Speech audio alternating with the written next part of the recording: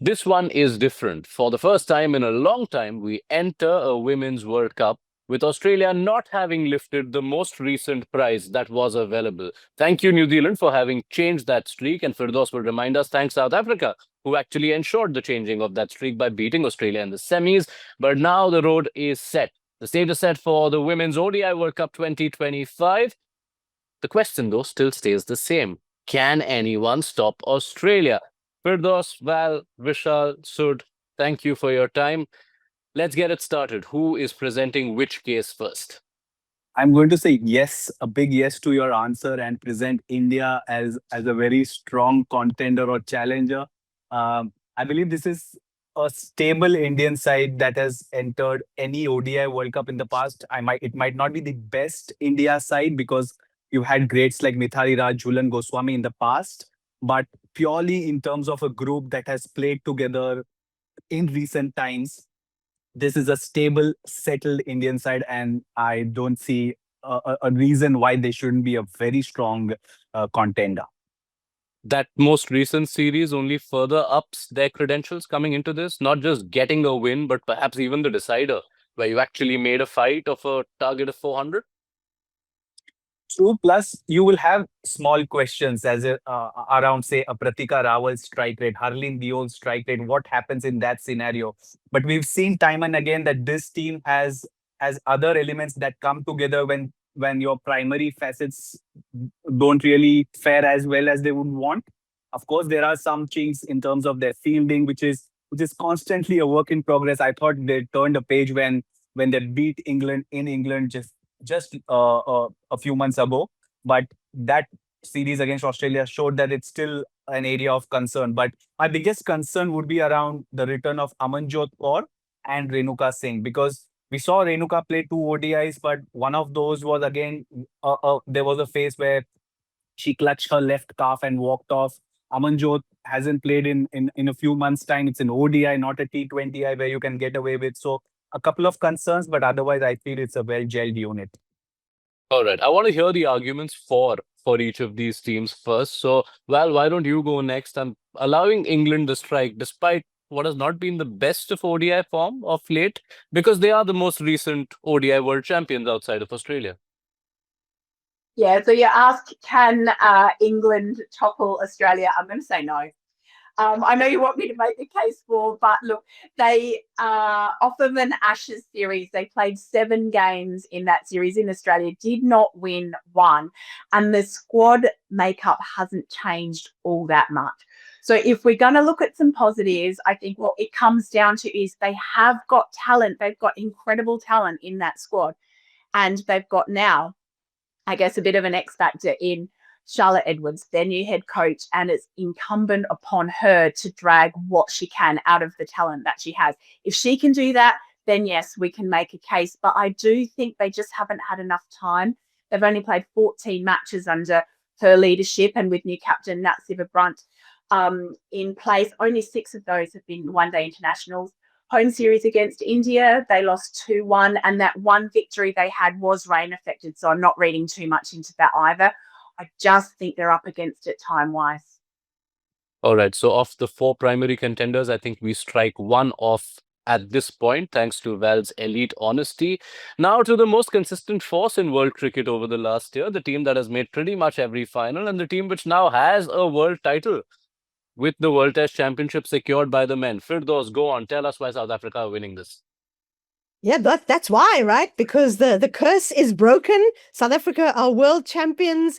Everything that has gone before, and the floodgates are going to open, and the World Cups are going to come in one after the other, after the other, after the other. This is what we told ourselves for 30 years. Once they win one, that is it. They are going to dominate for a generation, and it's now up to the women's team to show us if that's possible. But all of this kind of superstition aside, I do think South Africa have got the makings of a side that can win a World Cup. In Tasman Brits and Laura Wolfart, they've probably got the 2 best openers in the competition. Don't Beth Mooney at me, because I really think that I'm going to raise you a Smriti Mandana, just saying.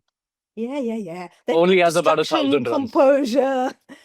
I think in those two, in Marizanne Cup, best all-rounder in the game. I don't want to hear anything else. And then I think what they've really got this time, which they haven't had in the past, is a little bit of depth. So you've got Annerie Dirksen, who can do the same job as Marizanne Cup. You've got Nadine de Klerk there. If there's a concern, and this is like I'm having to make up a concern so everyone else feels better, it's, well, I guess two. One is that you don't have a bowler in the mold of a Shabnam Ismail, so the aggression factors may be lacking, but you've got a great pace attack in Cup, Ayabonga Kaka, Masabata Class, Nadine de Klerk. And then the other slight concern is that it's a new-ish coach in Mandla Mashimbi, who hasn't really been around the women's game for a very long time. But let me tell you about Mandla Mashimbi. He won titles with the Titans, a domestic franchise, like it was going out of fashion.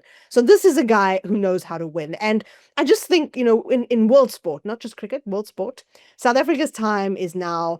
And conditions wise, it may be a struggle, but you guys keep saying we can't see a reason why India can't win. I can see a reason why India can't win because I was there in 2023 at the Men's World Cup and we couldn't see a reason till the final. Hometown pressure is hard, guys. It's hard. There- So, South Africa, I've done it all. You go do it now. That is called doing someone dirty. There was no need to No bring need to bring up 2023 back. 2020. We were focusing on all the positives. I could have brought up 2024 men's T20 World Cup final or women's T20 World Cup final. I did not.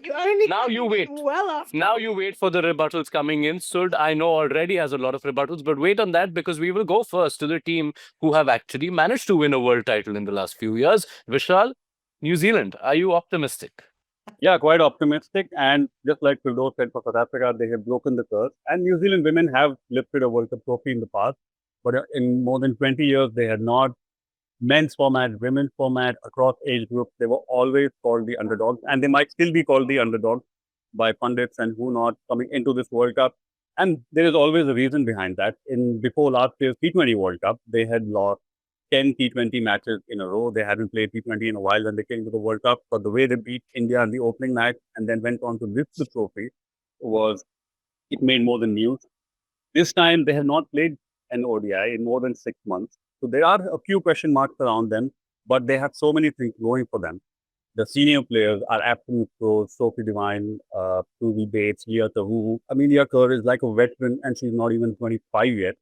They had been camping in the UAE before coming to India for the warm-up to acclimatize with the weather and extreme heat conditions.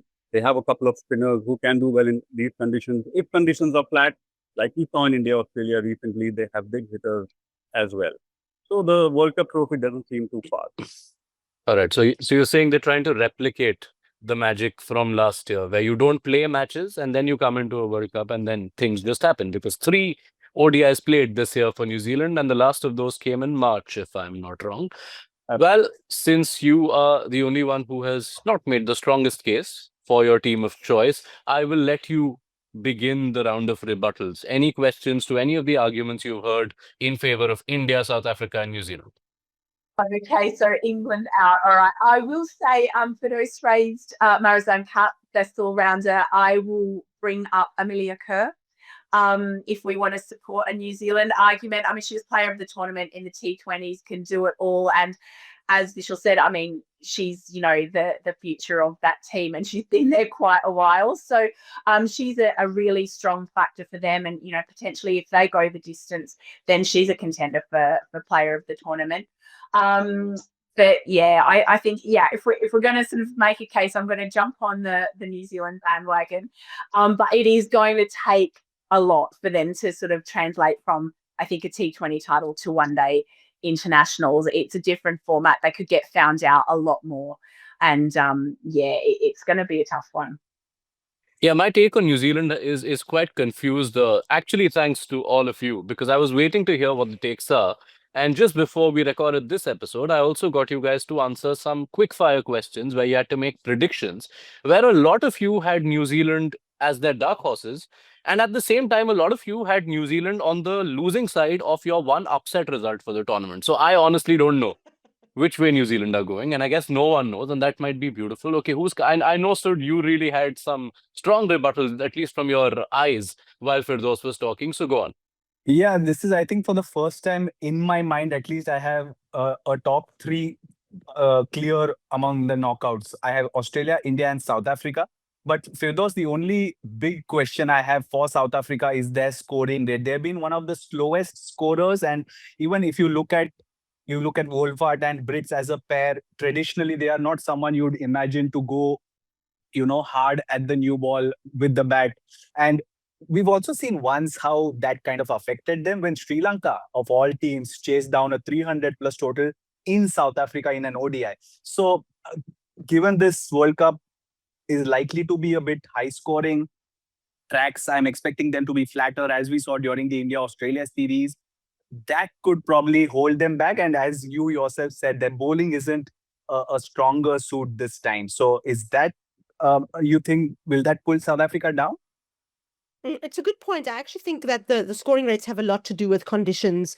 And in Pakistan, which is the most recent series that they've played, it was incredibly stiflingly hot. And I'd hope that it'll be slightly cooler in India. And then you mentioned that game against Sri Lanka that's at Buffalo Park, one of South Africa's smallest venues and also one of its slowest. And there were big scores in that match because, of course, the boundaries were pulled in even more significantly than they would otherwise be. But South Africa failed to defend that big total. So I do think they need a little bit of big hitting muscle, and I think that's going to come from Dirksen, de Klerk, and something we haven't mentioned is the one area where South Africa are probably at their most lacking, which is in the wicket keeper who's not really an all-rounder. So in Karabo Meso, she hasn't really got going. She's very young. She's 17, so I don't want to put too much pressure on her. And Sanala Jafta is going to bat higher up. She's going to bat 6, 7, maybe a little bit higher than 8. And I think that could be a little bit of a handbrake. But there's something about Tasman Brits, which I just think is going to step up a notch here. She scored 171 not out against Pakistan, and she looks in the mood. And with a player like that, when they look in the mood, there's very little that can stop them. So I think they'll definitely go far. And potentially even beat Australia. That was going to be my other dark horse game, which I forgot about because I got so excited. But South Africa have already beaten Australia, right? So it's old news now. They beat them in the semi-final last time. They beat them in a ODI last year. And I think they could beat them again in these circumstances. So let's see. Since I'm not buying all your arguments, okay? Like, we're on a high in this country and we're staying on it. All right. Before we move on to the other teams in the fray, I'm going to raise a question around India. Whoever wants to pick it up between Sud, Vishal, and the rest of you. As much as Firdaus's jibe was a bit needless about 2023, is that very legitimately a big factor for this team? Because the pressure of a home World Cup and a home World Cup that comes with expectations. It's the first time in a long time where a lot of people have India as the clear foremost front runners to beat Australia, if I could say that. So the pressure of handling that at home for a side which is used to its heartaches, India have come close a lot of times in recent years. So how big a factor is that? I think it will be a massive factor, but the question is, are India prepared for it? And that is where the Women's Premier League has come into play in the last 3 years. Harmanpreet said after losing the T20 World Cup final in 2020, the Commonwealth Games final in 2022, that India fall just short, not massively. And in these 3 years, players like Richard Ghosh, Amanjot Kaur, and a couple of other players who have not played at the highest level, the World Cups, and in too many World Cups or medal games in the past, they have played in these pressure situations, in the death overs. They have performed really well. They are trained for those kind of things to beat some of the top sides. Play in front of packed houses in Bengaluru, in Mumbai, 30, 40,000 people, which is almost the size of the grounds they are going to be playing at in World Cup venues. So this is how they have tried to really bridge that gap. And if they can do it once or twice in the semi-final and final, then this is that counts, that 40, 50,000 odd people cheering for that. Let us go to Australia because, I mean, while we're talking about who can stop them, we also need to remind our viewers, what have Australia been up to, aside from winning pretty much every game they play? India did beat them once, though. Yeah, And plus South you. Africa. Yeah, Not I mean, you can take England, names. not England. You can take names, but in all, they've just lost 4 matches since the last ODI World Cup, and they've been among the busier teams as well. So tough to bet against them, even if we all present cases for various other sides. And we've seen again, time and again, there's a Meg Lanning goes away. You suddenly from the outside start thinking that's a big void. Those are big shoes to fill. And a young Phoebe Litchfield somehow turns around already, scores runs for fun in the middle order, in the top order, and then she finds a home as an opening partner to Healy. So there are so many of these aspects that Australia somehow seem to churn like a factory, and you really can't bet against them.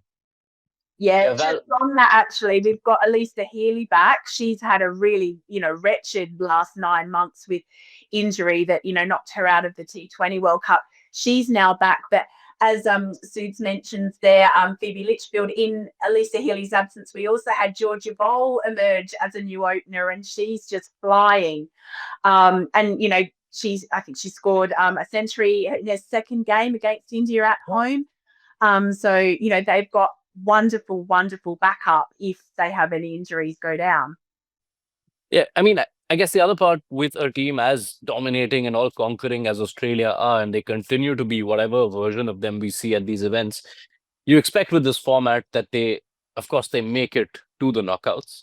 It then comes to that one great day, which is what South Africa had at the T20 World Cup semi-final last year. So as much as we're talking up other teams' chances, it will still need someone to have a mind-blowingly good day in a knockout to stop Australia. Probably.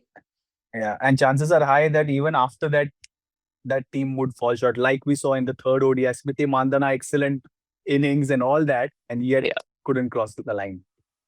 All right, let's look at the others. And I want to start with Sri Lanka, who get to play at home, whose conditions could see a lot of teams, especially the ones outside of the subcontinent, trip up. So how are we looking at Sri Lanka at this World Cup?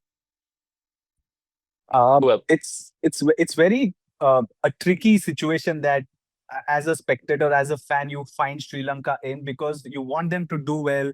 There are these players that are lovely characters as well. Chamari Attapotu, no bigger name needed. But it's just the first time Sri Lanka are hosting a competition as big as the ODI World Cup. And there's their team who aren't the best in terms of a cricketing nation on the field. Their records are, and in all honesty, no disrespect, but you look at Sri Lanka in a fixture and you see that these are kind of easier games for the other side. So they'll have to, one, adjust to the pressures, but also we've seen this Chamari Attapotu-led team being the fancier Indian side in an Asia Cup final. So can expect good things, but I'm really hesitant to, play them up. Yeah, that's exactly what I was waiting for. That the last time Sri Lanka hosted a multi-team women's event, they did beat India in that Asia Cup final last year. So that's Sri Lanka. Pakistan, for those, you saw them up close in that series against South Africa, where they won a game and came close in some of the others. So what are you expecting from them? Yeah, not just there. I also covered them through the World Cup qualifiers, and they were really good. They went unbeaten in home conditions.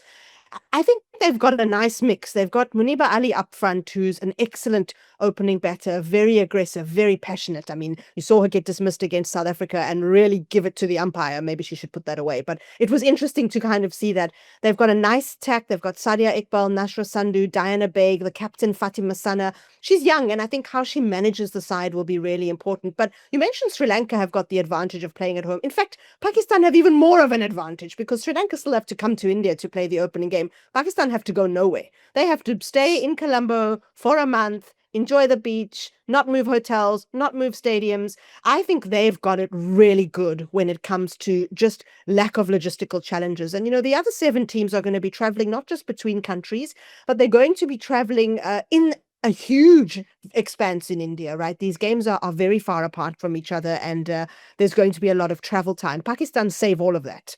And so I think we could really see them spring some surprises. I think they're a strong team, well led. I know that they've only won 1 out of their last 20-odd World Cup games, which is really not a good record at all. But they could win 3 or 4 here. And I know that their goal is to push for the semi-finals. And I hope they do, because I want to see a semi-final in Colombo, actually. Because All right. Sorry. Now I'm really not coming into India. Vishal. Because of these scheduling dynamics, what the Pakistani women's team has reminds me of what the Indian men's team had in the Champions Trophy here. That they had parked themselves in Dubai. That was a much shorter tournament, which may even work in Pakistan's favor. This time that they were just sitting in one place. All the teams had to do a back and forth, semi-final also, final also. And there was even a time when 2 teams had come to Dubai. They did not know which one of them was going to play India in, I think it was the final, if I'm not wrong. One of them flew back. So all these kinds of things are also happening behind the scenes, which can work Yeah. any team's favor. Yeah, that's perhaps the only thing that's gone against South Africa this year. They were that team who had to go to Dubai and then Yeah. fly back to Pakistan to play their semi-final, which they lost, which is the only reason why they lost that semi-final. Otherwise, South Africa were winning the Champions Trophy. Nobody Okay. cares about a Champions Trophy. Just say. All right, I like elite honesty. Let's tone down on the brutal honesty for the sake of future tournaments that we may or may not have to cover.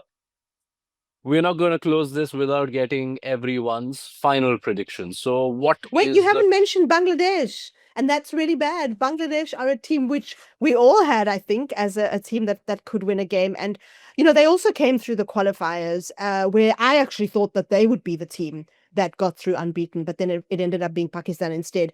Bangladesh, I think, have got a really interesting, strong side, and they're hurting because they were due to host the last T20 World Cup, which they thought they could get some really nice home advantage from. And then, of course, that tournament got moved to the UAE. So Bangladesh have a point to prove. Excellent captain in Negar Sultana Joti. And they've also got a really nice varied bowling attack. The one to watch, I think, between Marufa Akhtar and Shauna Akhtar, you've got two really interesting players there. Maybe their batting's a bit thin, but I think they'll spring a surprise or two. They might not push for the semi-finals.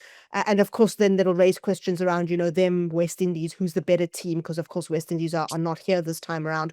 But I do think they'll be an interesting side to watch. All right. We have covered all the 8 teams. It is now predictions time. Who will contest the final on the 2nd of November? Well, start us off.